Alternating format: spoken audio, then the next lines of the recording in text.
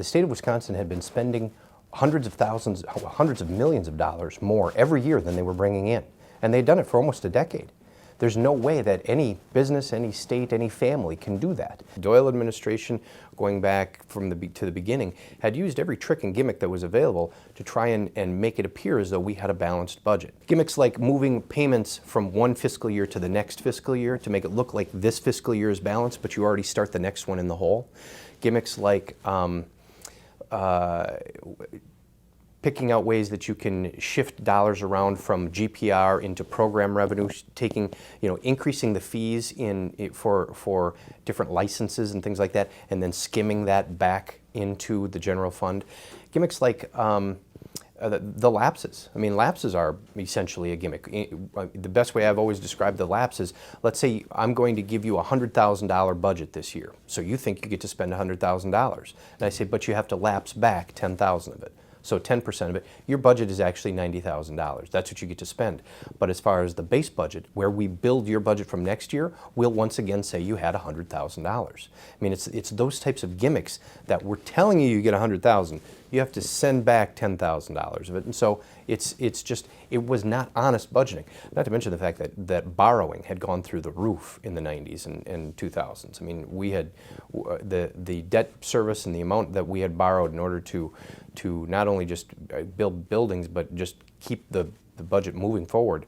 All of those things had really begun to pile up to a point where we were getting to a true deficit, where I discussed where the structural deficit is a little bit misleading. A real deficit is when you don't have as much money coming in to pay for what you already build into your base. And that's where we were clearly at. We discussed it almost immediately, that there were going to be some changes to collective bargaining, but I need to emphasize that we never thought that was going to solve our problem. The problem, if we had a $3.6 billion deficit, we knew that the collective bargaining changes, as far as its impact to the state, the amount of money that it was going to bring into the state, was going to be in the neighborhood of about $300 million. That's 10% of the problem. I mean, it was never going to solve the problem. And we weren't, the claim that we were balancing the state budget on the backs of state employees was false, and they knew it. We weren't going to get that kind of revenue from state employees. $300 million is still a lot of money as far as savings for the taxpayers over the benefits that we were providing and simply asking employees to contribute a little bit toward their health care and retirement. But where we were going to see fundamental change was what Act 10 was going to provide, not only at the state level, but going to the local level as well.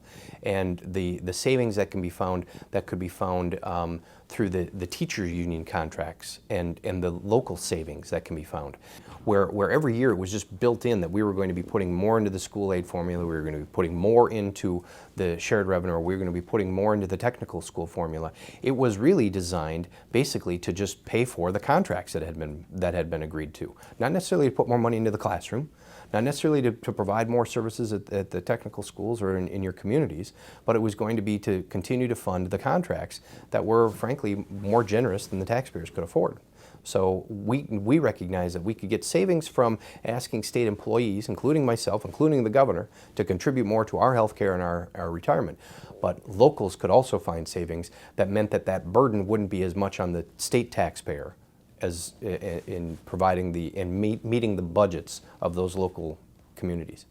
Well, the governor had even talked about it in the election, that there were going to need to be some changes as far as the way we dealt with it. And he was drawing really off of his experience as county executive in the Milwaukee County budget and some of the shortfall that they had there, some of the spending that was again over the amount that they were bringing in.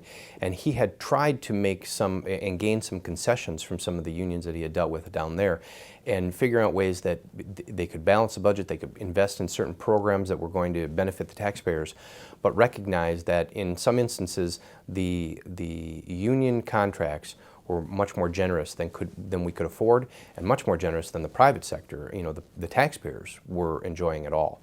And so he had tried to do some of those things, and I think this was kind of a residual from the Milwaukee County days of trying to gain concessions from unions especially when you then go to the state level where it's much bigger, much more powerful, was going to be next to impossible. Not to mention the fact that the time that we needed in order to get that done, we just didn't have. Governor Walker, who again, as I said, watches what's going on in other states, is always kind of a sponge for information. He was watching what was going on, most notably in New York and California.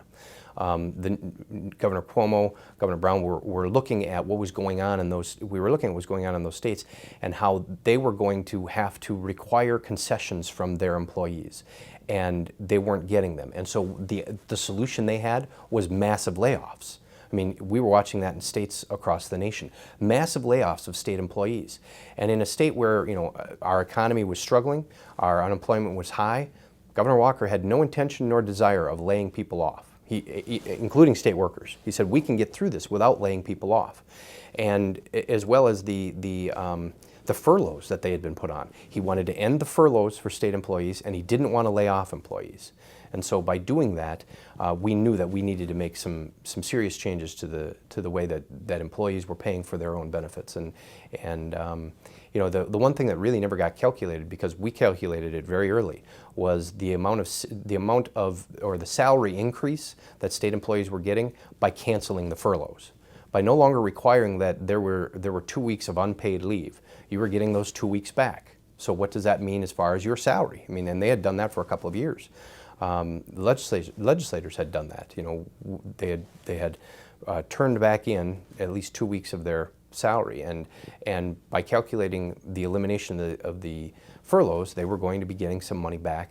Of course, there was going to be a reduction that was linked to their health care and retirement benefits, but all of the financial discussion, all of the fiscal impact was thoroughly discussed, and it really came down to the governor recognizing we needed to make changes, but not wanting to do furloughs anymore, and certainly not laying people off.